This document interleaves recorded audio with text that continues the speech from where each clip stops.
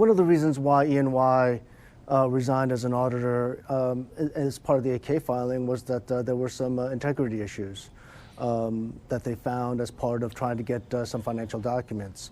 Paul, I haven't seen the word integrity issues in an 8K filing or an auditor resignation since back in the Enron days. I'm not saying that this is an Enron, but this is something that you don't typically find in a filing. So, I have called for, you may need an overhaul of the board or greater independence and possibly change of the CFO, because this is not the first rodeo of having delayed filings. Do you feel like the stock move is justified, or does it have more to go? I mean, I'm taking a look at the move in the last couple of days, and it's tremendous, but if you look at a one-year chart, this move is a pittance. Yeah, so if we think about the recent moves, there's actually been more headline risk that's been driving the stock than the fundamentals. I think much of this is more of a relief rally, that they're not going to get delisted. Now, delisting would have meant a couple of things. First of all, they get delisted, and it is going to start some forced selling. But it also would potentially, it would have forced the removal of the S&P 500, which would have been another round of forced selling when the rebalancing comes in December the 5th.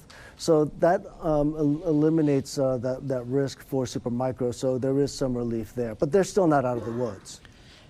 Where does this company fit into kind of your part of the tech stack, Wooj, in terms of being a supplier of, hardware and components and things like that? Because, I mean, it's got $25 billion of, I guess, revenue. I'm just looking at the FA function forecasted for June 25. I mean, it's a big company. Yeah, look, it's all about AI. I'm in Atlanta today for an AI conference, and quite frankly, Supermicro is going to take a prominent role at this conference to get customers. The question I have is, how reliable are those estimates? Keep in mind, there's been several coverage suspensions, and I don't know how up-to-date those estimates are. Who are the customers for Supermicro? Yeah, so we do know that there are a couple of large, there's one large cloud customer, which we suspect is Meta, but it's tier two cloud customers, company that may be filing for an IPO called CoreWeave, and also Tesla's XAI.